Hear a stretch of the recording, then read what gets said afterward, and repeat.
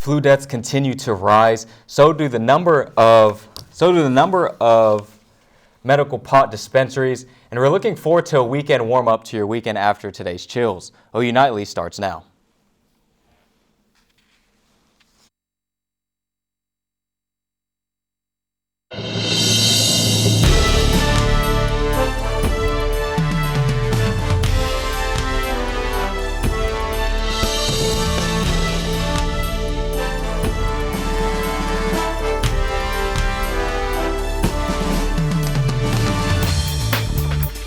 Good evening. Thanks for joining us for OU Nightly. I'm Austin Hernandez. And I'm Tevis, Hillis. We begin tonight with a widespread outbreak of the flu. New numbers from the Centers of Disease Control Flu Tracker show that Oklahoma and 8 other states have widespread cases of flu. In Oklahoma, 240 people were hospitalized for flu just last week alone. 14,000 Americans have died from the flu this season. 36 of those were Oklahomans. Doctors say it's still a good idea to get that flu shot if you haven't already, because the flu season can just last through April or May. Now, flu shots are available throughout county health departments, most pharmacies, and urgent cares. People who have the flu should stay at home or school until they have been fever-free for about 24 hours. This weather is not helping, but a nice day today. However, we just can't seem to get out of those 30s. I'll tell you what, Tevis, I am ready for spring weather. Thomas Schmidt is here with weather. Thomas, are we going to get a taste of spring this weekend? Well, yesterday it certainly did feel like spring, but today does not compare to what yesterday was. This is our 24-hour temperature change, 15-degree temperature difference, 15 degrees cooler here in Norman, 16 degrees cooler than it was yesterday at this time in Oklahoma City there. So currently right now it is 41 degrees out in Norman, 41 in Oklahoma City. Did see some snow up in northwestern Oklahoma. That's why there are cooler temperatures there, 33 and 28 up in Guyman. So is it spring on its way? For us, we do see some mild temperatures coming up and also some weekend rain chances. All this and more coming up in just a bit. Guys, back to you. Looking forward to it, Thomas. Now, Governor Kevin Stitt has signed an executive order requesting an update on almost all owned vehicles. In order, Stitt says he's become aware that the state of Oklahoma has around 9,000 vehicles in its fleet. The order is requesting that state agencies' heads provide the make, model, year, and VIN of all vehicles that logged less than 4,800 miles in 2019. The governor also wants to know what the vehicle is used for and how often it's driven. As for the university, OU currently reports monthly to state regarding its fleet vehicles and use, and will begin compliance with that new order. Political analyst Roger Stone will be facing time behind bars. Caroline Grace has that story and the rest of today's headlines from around the world. Caroline? That's right, Austin. Roger Stone, a lifelong friend and ally of President Trump, was sentenced to 40 months in prison. Trump says he will not pardon Stone as of now. The sentence is squarely within the sentencing range of 36 to 48 months requested by DOJ prosecutors in their final sentencing recommendation. The judge suspended the execution of the sentence while considering an option for a new trial filed by Stone's attorneys. Contrary to others sentenced to prison, Stone left the courtroom with a smile on his face and refused to answer reporters' questions. Democratic candidates went at it last night in the last debate before the Nevada caucuses. A billionaire and former New York City Mayor Michael Bloomberg made his first debate appearance. All candidates took turns hounding on one another, but Mayor Pete Buttigieg took a shot at both Bernie Sanders and Bloomberg, saying, well, along with Buttigieg, all candidates attacked Bloomberg's wealth. The University of Southern California now offers free tuition to students from households with an annual income of $80,000 or less. This plan will be phased in starting with first-year students entering the private university in fall of 2020. However, the university will no longer consider home ownership in their financial need calculations. According to the U.S. Census data, the median household income in California is $71,000. There are a lot of political headlines, across the country, surely to have people talking, but free tuition, that's definitely going to be a hot topic. Austin, Tevis, back to you guys. A new study shows Oklahoma ranking second in the nation when it comes to the number of medical marijuana dispensaries. OU Nightly's Cal Day joins us live after talking with the director of a dispensary in Norman. Cal. I'm right here on Campus Corner, where this part of Norman specifically is home to lots of dispensaries, and it's been growing the last couple years. Now, I've been told that on a national level that states like Colorado and California do not compare when it comes to Oklahoma and the number of dispensaries available to consumers.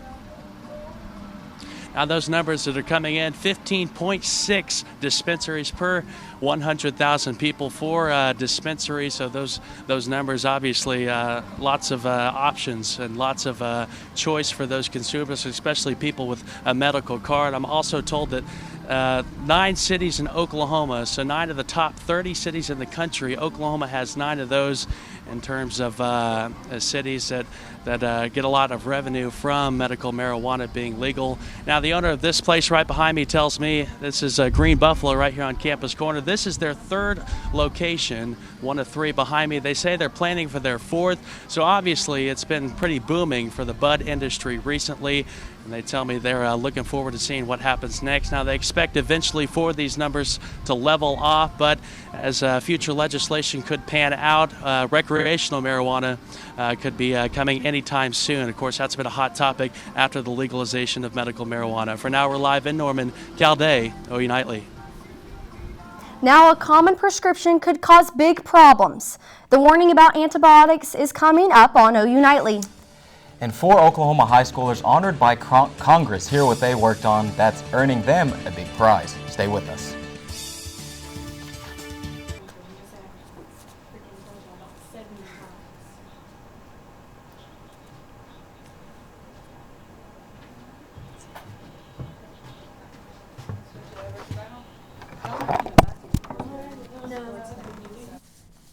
Super Tuesday is coming up on March 3rd. John Atkins is here to tell us more. Mike Bloomberg is just the latest in a string of presidential candidates campaigning in Oklahoma. We reduced street homelessness by 28%. Unlike past presidential elections, Oklahoma is becoming a consistent stopping place for presidential candidates. The reason? Super Tuesday, March 3rd, when 14 states hold their presidential primaries. 538 says that Bernie Sanders is forecasted to win an average of 23% of the vote in Oklahoma. He has a 2 in 5 chance of winning the most votes, a bit better than the second most likely winner, Joe Biden, who has a 1 in 4 chance. Oklahoma has seen plenty of political advertising as well. Mike Bloomberg's promise ad aired 365 times between a 2-month period from November to January. Promise alone cost over $364,000 to run in Oklahoma, per 538. Scratch, creating 20,000 jobs with quality health care and paid leave. The impact of Oklahoma as a Super Tuesday state is high. Well, Oklahoma has the potential to be important this time around because we've had somewhat of a split decision in the first 2 contests already. So it's not as if there is a front runner running away with things. South Carolina, Nevada have the potential to confuse outcomes even further. And so the prominence of Super Tuesday is only going to grow if things continue to be muddled, and Oklahoma benefits from being one of those Super Tuesday states. John Adkins, OU Nightly. OU Nightly. OU Nightly will continue coverage as we lead up to the Super Tuesday on March 3rd. Now today, Congressman Kevin Hurd paid a surprise visit to an Oklahoma school to represent 4 students with an award. The students attended the Tulsa School of Arts and Sciences, and they are the first district winner of the annual Congressional App Challenge. They spent weeks learning how to code while practicing STEM and computer science skills. Representative Hurd and the students will fly to Washington, D.C. later this year to attend a reception and to see the app displayed in the Capitol building. Now, those students also received a certificate and $250. Nothing like that for all their hard work. Now I'm going to toss it over to my Health Beat gal, Kayla Davis, with more. Thank you, Tevis. A recall on a popular kids product that could be a choking hazard is from the brand Contigo. They say to throw out all of their water bottles made for kids. They fear that the bottle's spout can detach and cause a child to choke. The company recalled 5.7 million of their kids' products after receiving reports of parents finding the spouts in the mouths of their children. This is the second time Contigo has recalled the product, and if you have one of these water bottles, you can return it for a free replacement. And common antibiotics given to women in the first 3 months of pregnancy are causing birth defects. A study recently published in the medical journal BMJ found an increase of birth defects for children of women who are prescribed macrolides. Macrolides are frequently given to treat infections such as pneumonia and bronchitis. They also serve as a substitute for penicillin when patients are allergic. Now, the coronavirus has affected over 75,000 people globally, is keeping Americans from evacuating a cruise ship in Japan. One couple says that the hardest part is just the uncertainty of every day. This couple and other passengers have been quarantined for 14 days. 2 former passengers have died from the virus, and more than 600 cases of the coronavirus link back to the cruise ship. And for a more positive note, it's National Love Your Pet Day. For me, every day is Love Your Pet Day, and even science agrees that snuggling your furry friend is beneficial. A new study shows higher survival rates, fewer heart attacks, and less loneliness are linked to owning a pet. Back to you at the desk.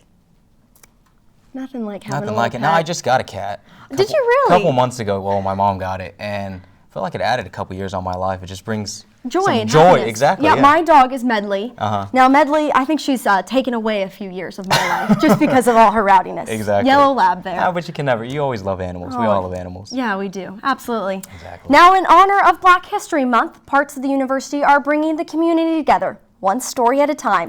Stick around to find out how you can be a part of this movement. Taking a live look outside there, the Oklahoma City skyline cam there. We'd like to catch a glimpse of sunshine through the clouds, but with spring on the way, who knows? Temperatures are going to be warming up. Could see a weekend rain chance coming up our way. All coming up in my main forecast just in a bit.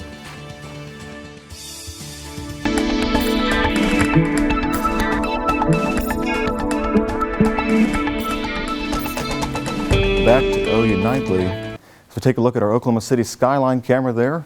Taking a look for a beautiful setup there for what could be a great sunset as those clouds continue to dissipate and diminish as the evening progresses. Could see a glimpse of blue sky in between there. Now currently it is 39 degrees with those partly cloudy skies as you can see behind me there. Winds from the north-northeast at 15 miles per hour. Those will continue to go down as the evening progresses with dew points in the lower 20s. Now, outside 40 degrees there in Norman, 39 up in Tulsa. Could see a cold patch up here in the northwestern part of the state with these folks seeing some light accumulations of snow last night. So that's why we get the 33 degrees in Woodward and the chilly 28 degrees up in Guyman. Now, live radar looking outside. There's not much. It's pretty quiet out there, and it's going to remain quiet for Friday and Saturday. Sunday, specifically Sunday afternoon, right from 11 to 1 p.m. We could see some light rain to drizzle begin to develop right there, but that system will push off out of Oklahoma by Sunday night and should be gone by Monday. So how much rain are we going to see? Well, I'm afraid it's not really a whole lot. Looks like a trace, maybe 1/10 of an inch for some folks there. Slightly heavier amounts up to in northwestern part of Oklahoma. For lows tonight, we're going to be 22 degrees here in Norman, so it's going to be chilly, so bundle up, turn up the heat. North winds 5 to 10 miles per hour. Tomorrow, our highs are going to be lifting slightly into the upper 40s here. Could see a 50-degree mark out in western Oklahoma with south winds there from 10 to 15 miles per hour. We're going to be still several degrees below our average there, but the sun returns on Friday there. Temperatures warm back up to the upper 50s for Saturday. There's that slight chance for a shower or two on Saturday night, just ahead of the main system coming through on Sunday. Again, no major accumulations here, just light rain to a drizzle, but that'll be out of here by Monday with back to the 50s for Monday, with Tuesday reaching 49 degrees with a chance for some snow showers in the area. It might just be cold enough there for Tuesday night. No accumulations expected with that at all. Cooling up to the 43 on Wednesday and a 52 for your Thursday. So guys, the only thing is going to be the rain on Sunday there. It's just going to be very light, not a whole lot of accumulations, mainly just a light drizzle. could see a spotty shower or two ahead of the storm on Saturday night, but our temperatures are going to start to warm up slightly into the upper 50s. It's not officially spring yet, but their temperatures are beginning to become more around our average. And boy, do we need that. I was talking to Tevis earlier today. I'm getting sick and tired of this cold weather, having to bundle up My and dress in fingertips. layers every day. It's getting old, but good to hear that warm weather's on the way. Thank you, Thomas. Thanks, Thomas. Now, the Gender and Equality Center and Diversity and Inclusion Office are celebrating Black History Month with a book drive. The drive is a continuation of the #WeAre movement, which is centered around the community and togetherness on campus. The drive will continue throughout the beginning of March. Their goal is to receive 300 donated books and Black Heritage or Black History books. There is also an Amazon wish list where you can buy books online. All books will be donated to surrounding schools. Well, the books are very inspirational for students to see inspirational stories and histories, and it gives the schools a little bit more resources that they might not already have. Now you can drop off your boxes in front of the Gender and Equality Center and the Diversity and Inclusion Office, Student Life, and the OU Memorial Food Court. I'll tell you what, there's nothing. You can always use a good story. I love good stories. Speaking of stories, I heard a shellacking took place on the Diamond here in Norman, Tevis. Absolutely. Now Will Blessing has more for us about that story. Hey, I mean, you guys said it, not me. The Sooners are off to a hot start to the season after opening with a loss. Stay tuned because sports is next.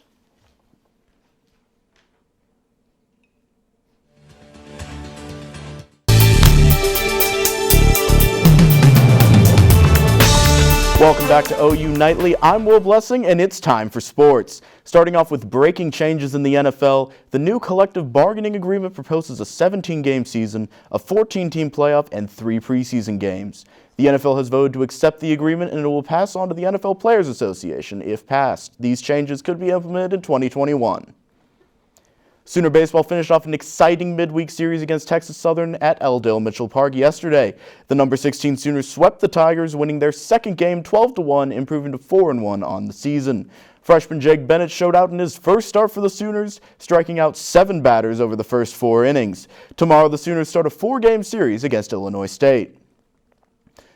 OU's Brady Manick can do more than play basketball. Manick's been named to the Casada Academic All-District team. He is one of 41 D1 men's basketball athletes named to the team with his 3.53 GPA. Now, he's not the only scholarly student athlete. 6 wrestlers have been named to the 2020 Academic All-Big 12 wrestling team, 5 of which are first-team honorees, while redshirt sophomore Jake Woodley was named to the second team.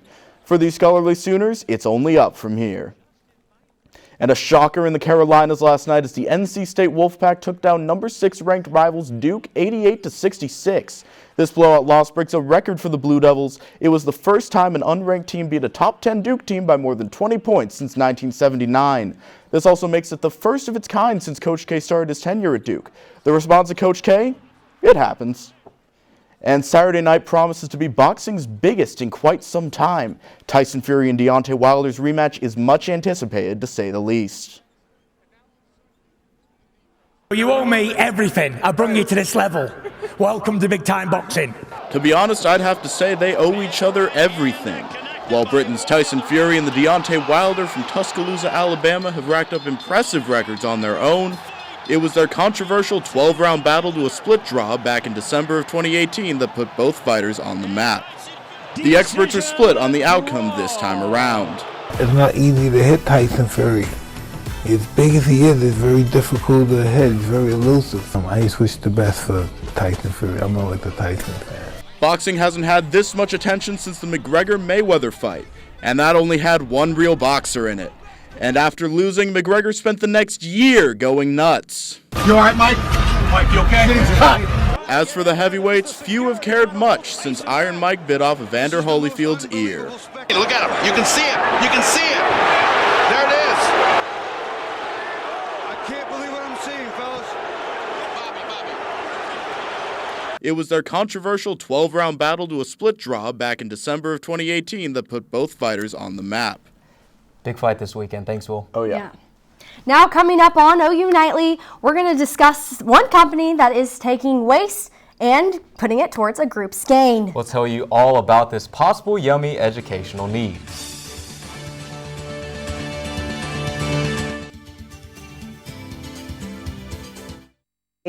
Twitter is targeting misinformation by adding labels under tweets with lies. A demo had the community rate if tweets were misleading and why, then how many they thought would answer the same. Last month, a new policy was to ban those tweets, and now a new community-based point system will be set March 5th. Tevis and Austin, back to you. Now there's a new use for McDonald's used cooking oil, 3D printing. Oh boy. The breakthrough came in September, and the manifestation of the new idea is this 3D printed butterfly. The idea started at the University of Toronto's Scarborough campus. They had a problem. The materials they needed for 3D printing are very expensive, so the professor figured out the component molecules and found out they were similar to fats found in ordinary cooking oil. How about that? Nothing like it. Now that's all the time we here have at OU Nightly. Be sure to tune in tomorrow back at 4:30. Have a great evening. Good night.